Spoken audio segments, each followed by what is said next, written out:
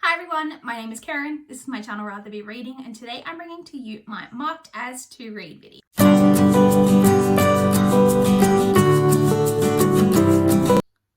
So if you're new here and don't know, my marked as to read videos is a video that I do each month where I talk about all of the books that I marked as to read on Goodreads in the previous month. I talk about what the book is, what it's about, where I heard about it, why I'm interested in it, and it's just a way to talk about some new books that I don't otherwise get to talk about on my channel. It's not a TBR, they are all books that I intend to read at some point in my life, but I haven't purchased them. They're just books that I'm interested in. Some of them I get to sooner, and some just sit on my to read for years, but I will eventually, hopefully, in my lifetime, get to all of the books on my to read. Who knows, maybe if I win the lotto and can give up work, that'll happen.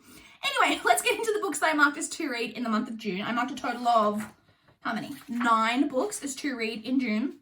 So let's talk about them. So the first book that I marked as to read, I heard about on, as in every single one of these videos, there's a lot of Goodreads blog posts in here. If you guys don't look at the Goodreads blog posts, I highly recommend. I get so many book recommendations from the Goodreads blog posts. So they had one that was a blog post about the most popular YA of the year so far. And there was one book, and like when you see those kind of articles, a lot of times it's books that obviously being active on BookTube, I've heard about a lot. There was one book on there that I hadn't ever heard anything about, and it did have kind of an interesting premise. And so I marked that as to read, and it's Havenfall by Sarah Holland. So this is a YA fantasy, and it's about a like safe house, or like it's like some kind of inn that's kind of at a juncture between like 4 different magical realms, but it's like a safe house. It's like a safe haven or whatever, for like there's nothing dangerous or bad allowed to happen there. And the main character is hoping to one day, I think her uncle is like the innkeeper for this like haven, and she is one day hoping to one day take over it from him, when one day the unthinkable happens and someone is found dead in the inn. And I think it's about her trying to figure out what's happened. All of that type of thing just sounded very much up my alley. And like I said, I hadn't heard anyone talk about it. And so I was interested in that. So I marked that one as to read. The next one comes from, funnily enough, a Goodreads blog post. This is one of the ones that they just do regularly, where they talk about upcoming books that are hitting shelves, like that are being published recently. And the one that I heard about from there was You Can't Catch Me by Catherine Mackenzie. This is a thriller. And the reason I was immediately drawn in this synopsis is because it's about a woman who has previously escaped a cult. I love any kind of cult element in a book. And I like that it's not about the cult itself, I don't think, but it's about that that she's been in a cult previously, and that obviously affects the person that she is now. And she's at an airport one day when she meets this woman at like a hotel, at the like airport bar or something like that. And this woman has the exact same name as her and same date of birth as her, which is all very strange. And then I think later that day or the next day, she discovers that I think all of her bank accounts have been emptied or something, and there's some kind of identity theft going on. But then I think she goes on a mission to try to figure out what's going on, and discovers that there's lots of women around the country with the same name or something. I don't really know. I was intrigued. Like I said, she escaped a cult, and that was, as soon as I saw that, I was pretty much going to mark it as to read. The next book that I marked as to read comes from a Goodreads blog post. It wasn't a Goodreads blog post. There's a list on Goodreads, has like the list feature. I don't look at the list that often, but I came across a list quite a while ago called Gothic 2020. And I have regularly been checking that to see if any more books get added to it. And I came across a book that was added to it recently-ish called The Quickening by Rhiannon Ward. And this is set in 1920s England, and is about a woman. So I believe that, it's in that period between World War I and World War II. And I believe it's about a woman who lost her husband in the First World War. He died in the First War. And then, oh, sorry, my laptop's sitting right here and it just went a little bit crazy. She lost her husband in the First World War, and then I think she had a child or more than one children, who she then loses to the Spanish flu epidemic. And she's now like trying to get her life back together. I think she's got a new husband and is pregnant with a new baby. But I think her husband's got a lot of mental health issues following his experience in the war. When they move for the end of her pregnancy to a like Gothic manor house somewhere that has which I think the house is famous for this really famous seance that was held in this house at like the end of the 19th century. Yes. And then it's all about the secrets of the house and what happened with this seance. And it just sounds right up my alley. And so I marked that one as to read. Now, the next one that I marked as to read did not come from Goodreads, funnily enough. And this one, sorry, was there two? No, one. So this came from a video that I saw on a Bookology channel. She did a video about her. She's one of the judges for the non-fiction category for the BookTube Prize. And she talked about a book called She Said, Breaking the Sexual Harassment Story That Helped Ignite a Movement by Jodi Kantor and Megan Twohey.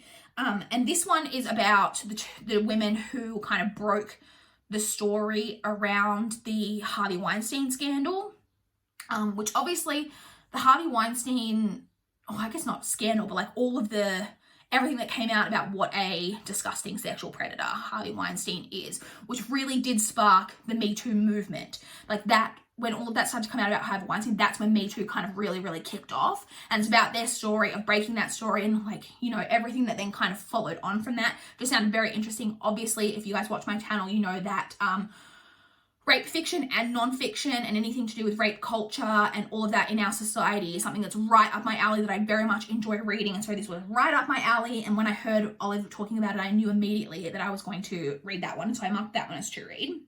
Next, I have two books that I heard about on Mercedes from Mercy's Bookish Musings. Now, I am behind. Mercy, why do I say Mercy? Because the channel's Mercy, but I think that she just goes by Mercedes. Mercedes is not someone who I had been subscribed to previously, and I've always meant to check out her channel, and I've recently been going back and trying to watch some of her older videos. And so I was watching one of the older videos of hers that I watched was her 2019 favorites, because of course, if you're going to watch an older video from someone, a favorites video is one of the ones that you're going to check out. And she had two books on there that I was very much interested in. The first one is called Always You, Adina by V.G. Lee. This is, oh, sorry, I just really knocked the table. This is literary fiction told from a child narrator.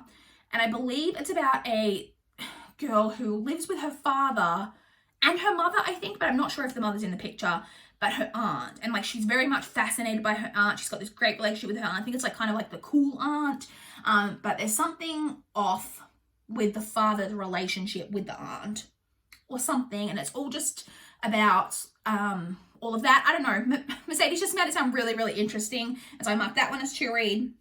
And the second one that she talked about is called After the Eclipse, A Mother's Murder, A Daughter's Search by Sarah Perry.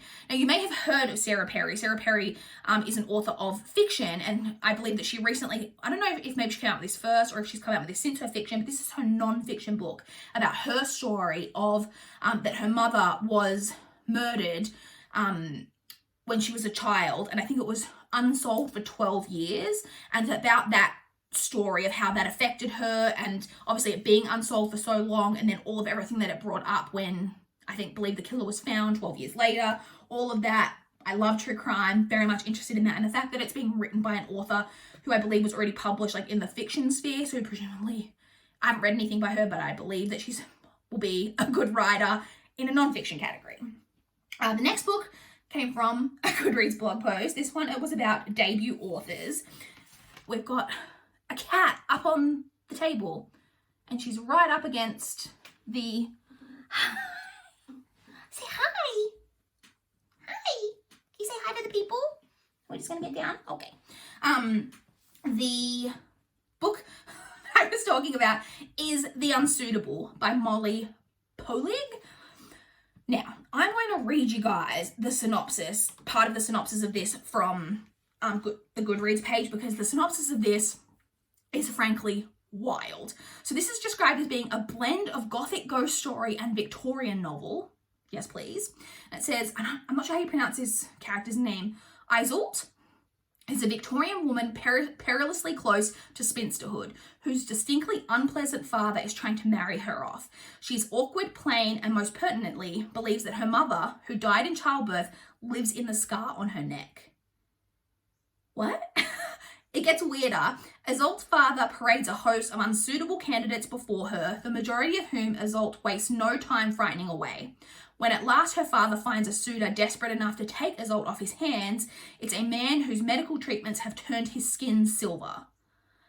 like I said, there's a whole bunch more in the synopsis, but that just sounds so strange. And I like that it's like strange, weird elements, but it's supposed to be in this like gothic story, because gothic, if you don't know, one of my massive buzzwords. I love gothic like features in my story. So I said, she thinks her mother lives in the scar on her neck. He's got silver skin. What?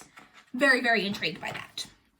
The next one that I marked as to read, I actually came across on NetGalley.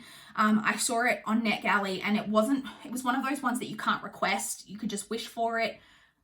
And I don't know if those wishes ever get granted, or if they do, they're only granted to like the upper echelons, because I've never had a wish granted, but I did wish for it. And that is Lies Like Poison by Chelsea Pitcher.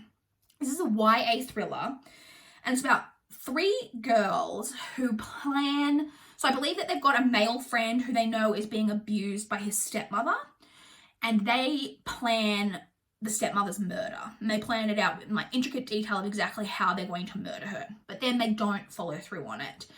And then the mother turns up murdered, but it wasn't by any of them. But the mother turns up murdered in the exact way that they had planned.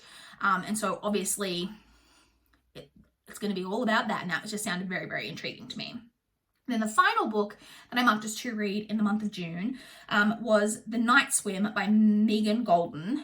Megan. In case you don't know, we pronounce the name Megan in Australia.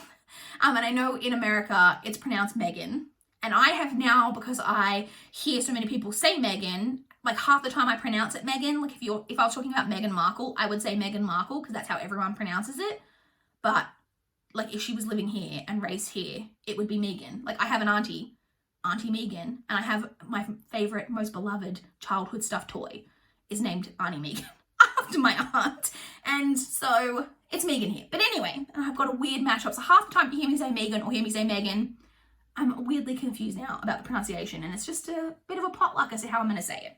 Anyway, I heard about this one on Heather from Brookable's channel. She read it and was talking about it, and I believe that this one actually isn't out yet. I think this might be a future release in maybe August. And it's a thriller, and she just, Heather has been getting into a lot more thrillers in the past couple of years, and this is one that she had pretty high praise for, and it sounded intriguing. It's about, one of the things that, again, a bit of a buzzword for I think a lot of people recently has been podcasts, books that deal with podcasts. And this follows a woman who has a podcast, and it's a true crime podcast. I think very much in the vein kind of Serial. And the first season of that podcast became an absolute like sensation. And I believe that a man was released from prison who'd been wrongfully convicted following the first season of her podcast. I think she's now on season 3 of the podcast, and she goes to a small town somewhere in the US following a rape trial. And it's a case between a star swimmer, and I'm not sure if it's like high school or college, and he is accused of raping the sheriff's beloved granddaughter. And I was very intrigued by that, because you often hear obviously of it being like the star athlete, and he's the really privileged one, which obviously you still have that element, but then also the fact that she is the beloved child of a law enforcement person, I thought added another interesting kind of element to it. And it's about her delving into all of that case and everything going on with that. Excuse me. And it just sounds right up my alley. Like I said, love podcasts, love anything crimey, true crimey, love it. So I was very much intrigued about that one. So that's it. Those are all of the books that I marked as to read in the month of June. I would love to chat with you guys in the comments down below if you've heard of any of these, if you've read any of them, or if you're interested in any of them as well, or if you have any more recommendations of books that you think I should mark as to read. I would love to know. Please like this video if you liked it. Please subscribe if you want to see more from my channel. That is all I have for this video today.